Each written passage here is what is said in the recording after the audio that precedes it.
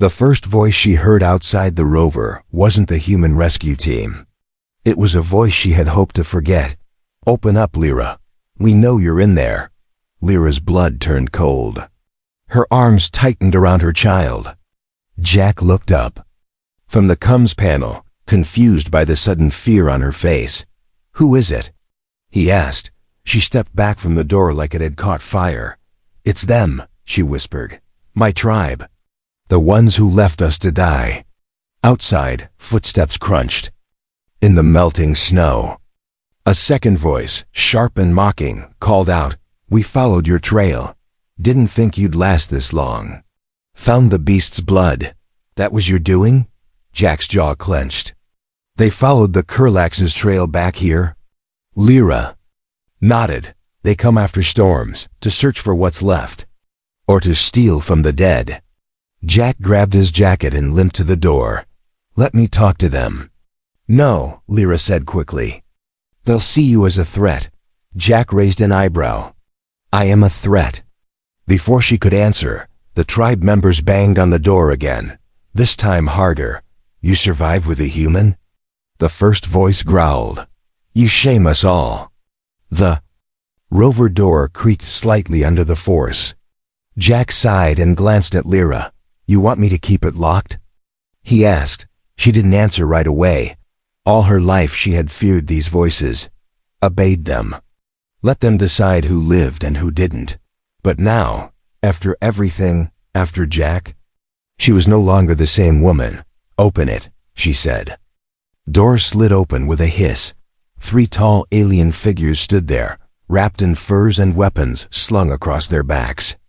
Their leader, Karain, had a scar running down his cheek, a mark of honor. He often said, though he had never truly earned it.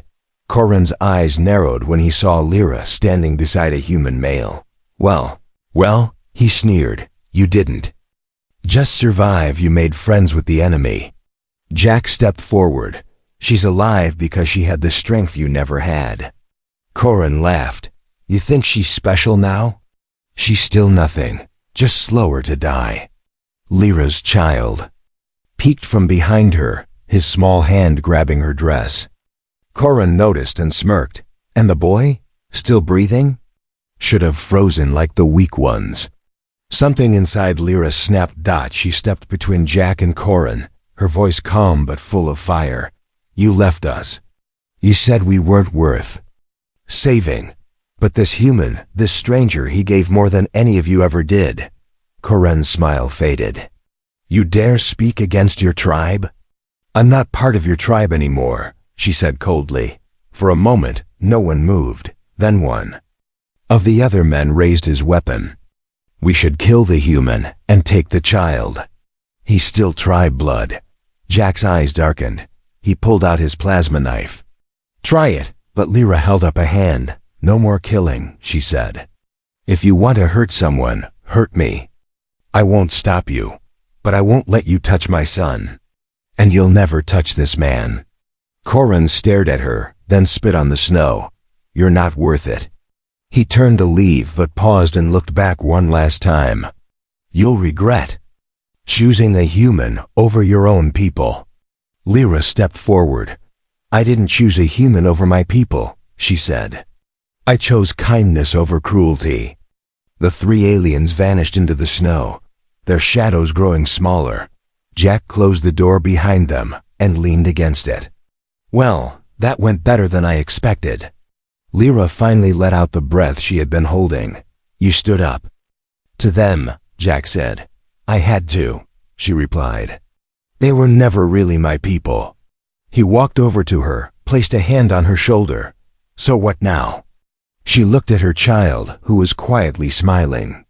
Then she looked at Jack. "Now, I make sure my son grows up knowing the difference between monsters and protectors." Jack smiled. "And maybe he'll teach others too." For the first time, the fear was gone from her eyes. What replaced it was something new. Strength. Asterisk. Snow melted slowly under her bare feet as the rescue ship landed. It's warm. Lights cutting through the cold world that once tried to kill her. Lyra stood at the edge of the clearing, holding her child close. Jack stood beside her, still bruised but strong, a hand resting gently on her shoulder. The human rescue team was here. The sound of their engines was loud, but not louder than the storm of thoughts inside Lyra's heart. Behind her, the frozen lands, her tribe's cruel voices, the broken shelter where she had nearly died. In front of her, a future she never imagined. One of the human officers stepped forward. He looked at Jack and nodded. "We got your signal. Took longer than we hoped. Weather was rough." Jack smiled. "Yeah, I noticed." The officer's eyes shifted to Lyra and her child. "Locals?" "Survivors," Jack corrected. The man studied them for a moment.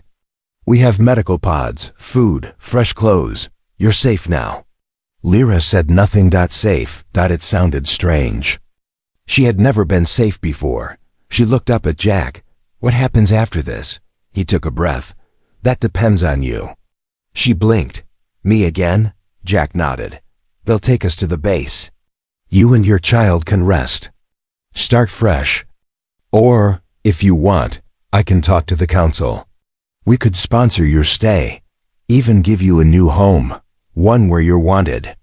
Lyra stared at the ship. Its ramp had lowered. Warm air flowed out, carrying the scent of food and life. Her child whispered, "Mama, can we go where the light is?" Her eyes burned. All her life, the light had been far away. Cold stars in a black sky. Now for the first time, it was close. Enough to touch. She turned around and looked one last time at the snowy wasteland. She thought about the tribe. Their hard faces. Their cold rules. And then she remembered Jack's bleeding hands, his gentle voice, his warmth in the storm. She made her choice. "I'll go where you go," she said quietly. Jack blinked. "Are you sure?" She nodded. "You saved my child. You saved me. You made me believe that maybe I'm not broken." He smiled, more real and warmer than anything she'd ever seen. "You were never broken. You just needed someone to believe." That. They walked together toward the ramp. The child giggled as he touched the soft metal floor of the human ship. Inside, it was bright, safe. People smiled at her, not with cruelty, but with welcome. A human medic gently took her child to examine him. Another handed her clean clothes and warm food. Jack stood nearby, never far. Later, as the ship lifted into the sky, Lyra looked through the window. The ice world grew smaller beneath her. That world had taken so much from her, but it had also given her the one thing that would change her forever. A human who showed her what compassion meant. Months later. The human base was quiet at night. Lyra sat beside her child, who now slept peacefully without shivers. He had color in his cheeks, laughter in his voice. Medicine and warmth had brought him back. Jack entered the room, carrying a small toy made by the engineers. "Little guy forgot this in the tech lab." Lyra took it with a smile. "He'll be happy." Jack looked around. "How are you adjusting?" She looked out the window at the stars. "It still feels like a dream, but not one I want to wake from." Jack hesitated. "There's something else. They've offered you citizenship, full rights, a home of your own." She looked at him. "Will you be there?" He paused. "If you want me to be." She stepped closer. "Then yes, I want you there. Not just as a friend, but as family." Jack smiled and reached out his hand. This time, she didn't hesitate. She took it. And in that moment, a forgotten woman from a frozen tribe became more than a survivor. She became a mother, a fighter, a new citizen of a better world. And it all began with one man who walked into the storm when no one else would. The wind howled like a wild beast. Snow slammed against the broken metal walls of the shelter. Lyra held her child close, wrapping the last piece of cloth around his tiny body. Her arms were numb, but she didn't care. Her son was still breathing barely. The sky above planet Zivara was dark. Thick white clouds rolled across the sky. and the cold storm had already taken 3 from the village. The weak were always the first to go. That was the rule. That was the way of her tribe. You are useless, the elder had said just 2 nights ago. A single mother with a sick child, no strength, no value. So they left her behind. Lyra didn't beg. She knew it wouldn't help. They would only laugh at her pain. The tribe respected only the strong warriors, hunters, survivors. She was none of those. Her child, Aaron, was born weak. He had trouble breathing and often coughed in his sleep. The others said it was better to let him die early, but she couldn't do that. Not her baby. Not the only one who made her feel alive. Now. The storm outside grew worse. The walls groaned. Snow crept in from the corners. Her fingers had turned blue. Her lips cracked. Still, she whispered to her son, "It's okay, Aaron. I'm here. I won't leave you." Her voice shook as much as her body. The child made a soft sound, his tiny chest rising and falling too slowly. Lyra placed her forehead against his and closed her eyes. "Please," she whispered to the air, to the stars, to anything that might be listening. "Please don't take him." Far away, on the other side of the snowy hills, a man was walking. A human. His name was Jack. He was dressed in heavy gear, his breath fogging inside his helmet.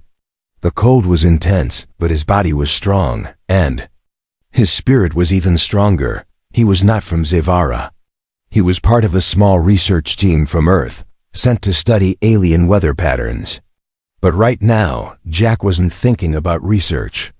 He had seen something strange on his scanner. 2 weak heat signals in the middle of nowhere. It could be wild animals. But something didn't feel right. His eye drone buzzed above his shoulder. Warning, storm conditions increasing. Return to base advised. Jack ignored it. Zoom in on that signal again, he told the drone. The drone scanned and beeped. 1 adult, 1 small life form, temperature falling. Life danger very high. Jack's eyes narrowed. I'm going in. He began walking faster, pushing through the snow. The wind hit like knives. Visibility was poor. But Jack had trained for worse. He didn't know who was out there, but someone needed help. And no one else was coming. Back in the shelter, Lyra felt her son's breathing weaken even more. She pressed his body closer to hers, hoping her warmth would keep him alive just a little longer. Her eyes burned with cold and tears, she remembered. Her people's words, "No one will help you. Humans are cruel. You're just a burden." But now, dying slowly in the cold, she wished anyone would prove those words wrong. And then she heard something thump, crunch, crunch, heavy footsteps outside. Her heart raced. She pulled a broken piece of metal in front of the entrance. Her child whimpered in her arms. Crunch, crunch, stop, silence. Lyra held her breath. The metal sheet was slowly pushed aside. A large figure stepped inside, covered in snow and frost. A glowing visor covered his face, and strange warm light came from a device on his shoulder. He didn't speak. He didn't raise a weapon. He knelt down slowly. "I'm not here to hurt you," the man said through his helmet. His voice was calm. "You need help. Let me help." Lyra's eyes widened. A human? Why? Why would a human come out in this storm? Why would he risk himself for strangers? She said nothing, just stared. Jack took off his glove slowly and held out a heat pack. "Your child, he's very cold. I can help warm him, please." Lyra looked down at her son. His lips were turning blue. She hesitated, just for a moment. Then, with shaking hands, she moved slightly, allowing the human to come closer. Jack gently placed the heat pack on the child's chest. The warmth began to spread. He opened his bag and pulled out more supplies, more than she had seen in weeks. Lyra's body trembled, not just from the cold, but from something new. Hope. For the first time in her life, someone came for her, not to take, not to mock. Not to hurt, but to help. Outside, the storm screamed louder. But inside that broken shelter, a quiet warmth began to grow. The smell of burning metal and old fear hung in the frozen air. Jack had seen many things during his missions on distant worlds: crashed ships, broken cities, lifeless creatures staring into space, but nothing like this. He knelt quietly in the shelter, staring at the alien woman and her child. Her arms were wrapped tightly around the boy, like she believed letting go would mean losing him forever. Her lips moved, whispering something in a language Jack didn't know, but he didn't need a translator to understand her fear. The child's skin was cold.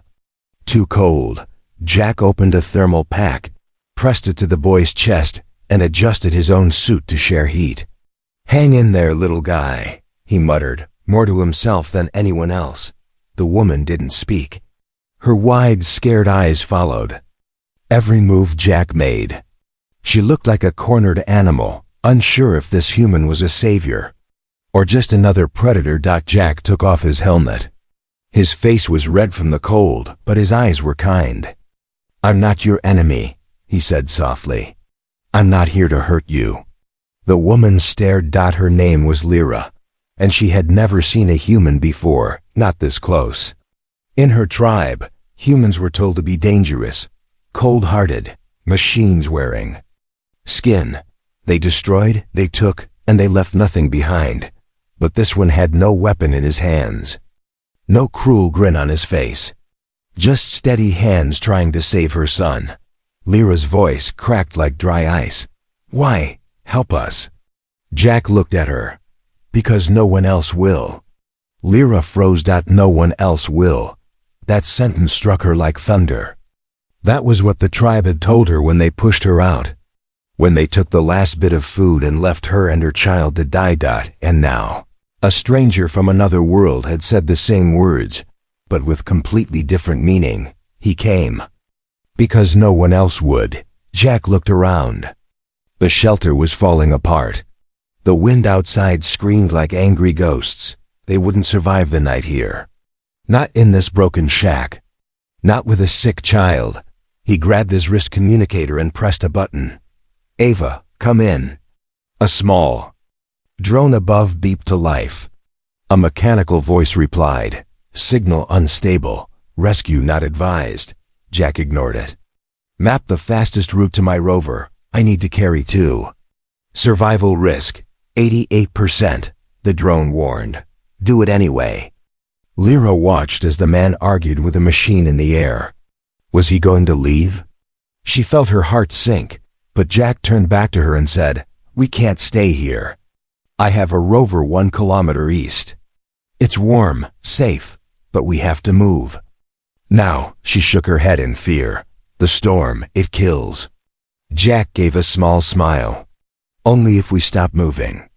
He carefully wrapped the child in his jacket, pulling him close. Lyra gasped and almost jumped forward, but Jack stopped her gently. "I'll carry him. You need to stay close to me. I'll break the wind." Lyra didn't trust him fully, but the warmth returning to her child's face. She couldn't ignore that. She stood. Her legs were weak. Her body shook. Jack stepped outside first. The storm punched him in the face, hard. Ice crystals stung his skin like tiny knives. He turned and reached for Lyra's hand.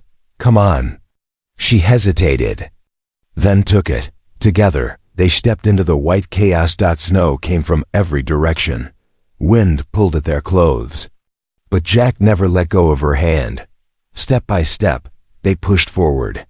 The child's small body was cradled close to Jack's chest. His face was calm, focused. Lyra could barely see through the snow.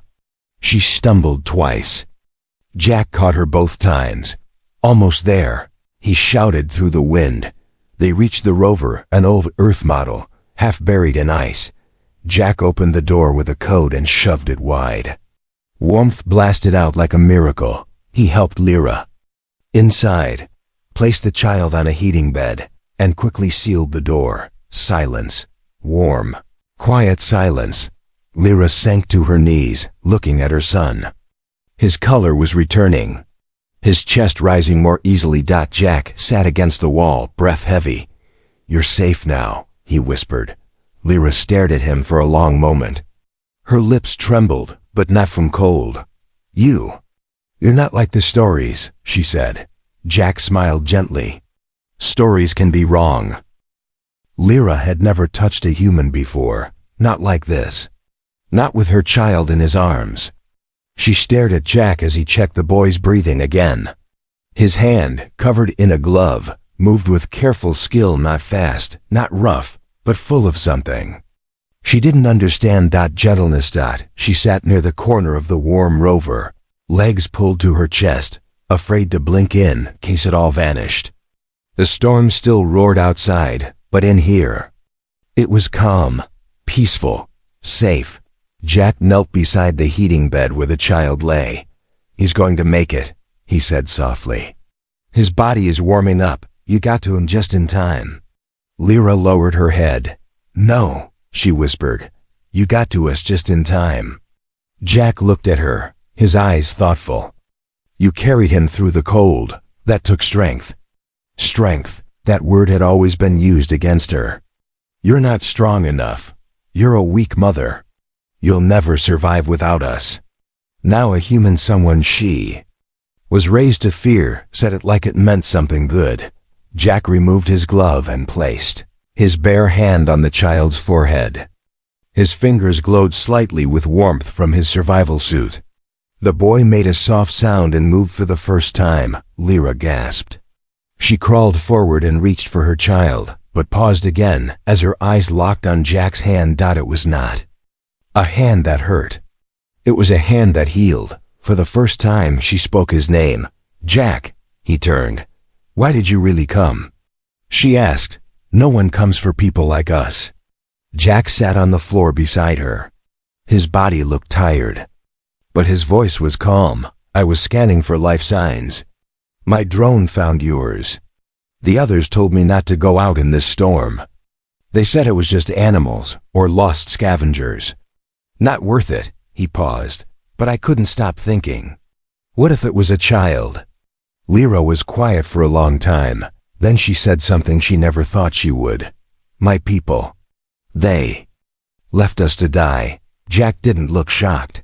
He had seen too much of the galaxy to be surprised by cruelty.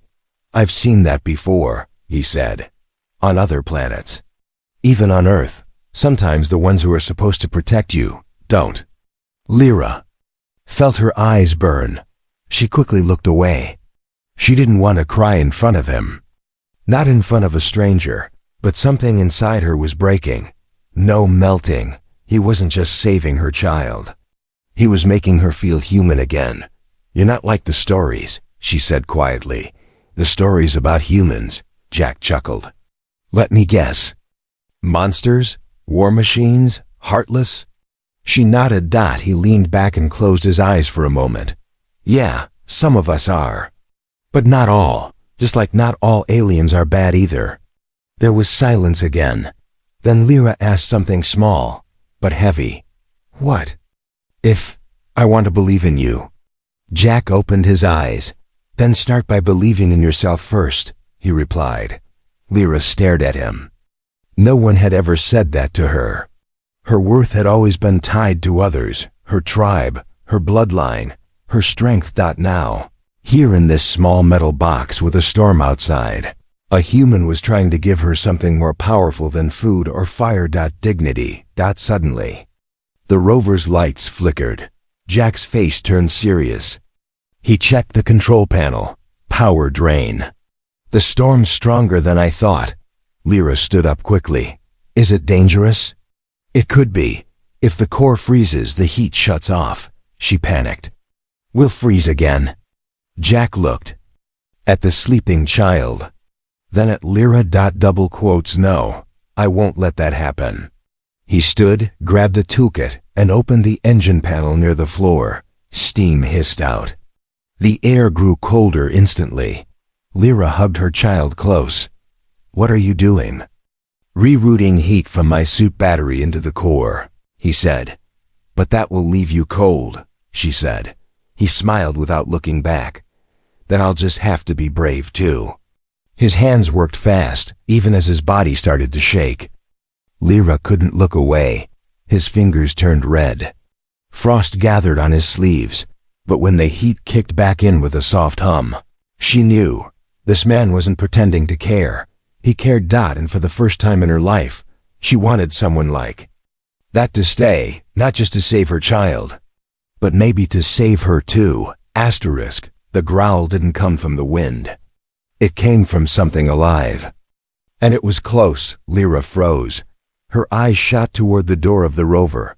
Snow still slammed against the windows. But that sound, it wasn't the storm. It was low, deep, hungry. Jack looked up from the engine panel, his hands still red from fixing.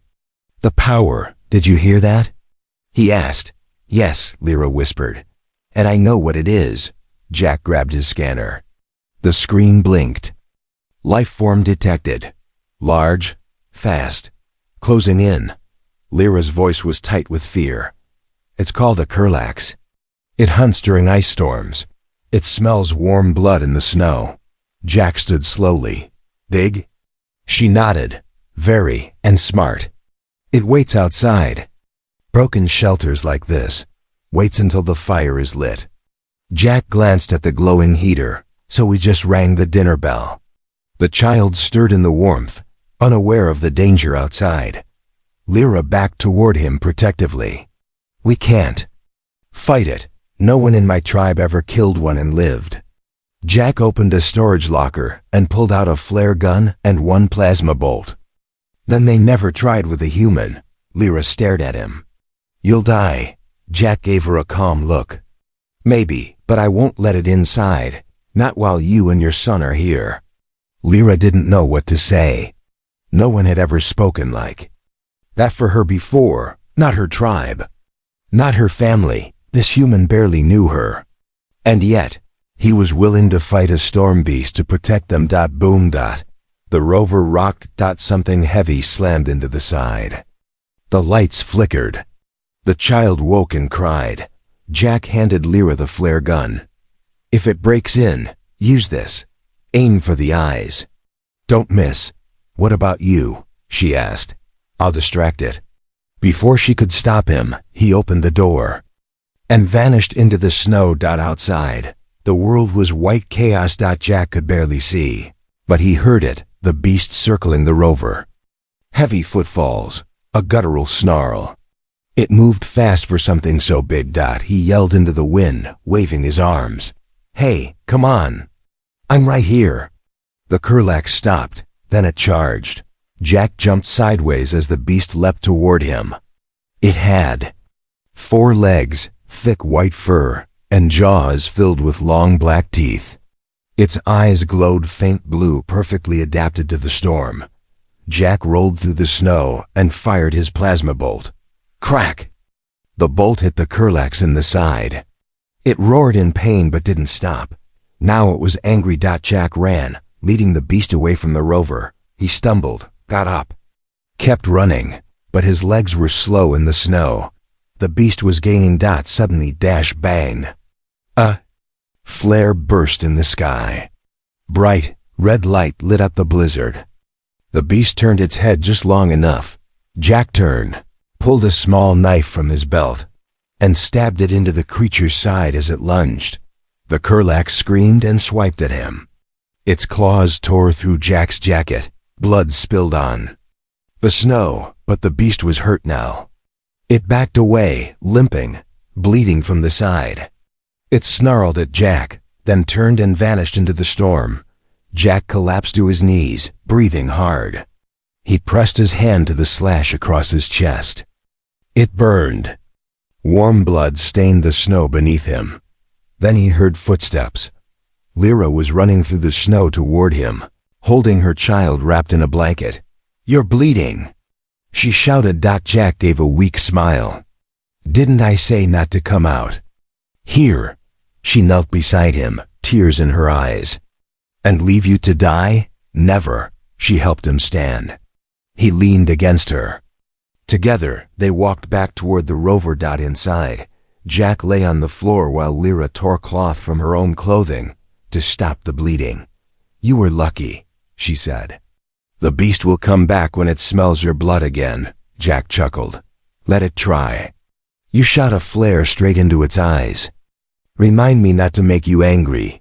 Lyra smiled weakly. "You saved us, twice now." Jack looked up at her, his face pale but steady. "You're worth saving." She paused. Those words. No one had ever said that to her, not even once.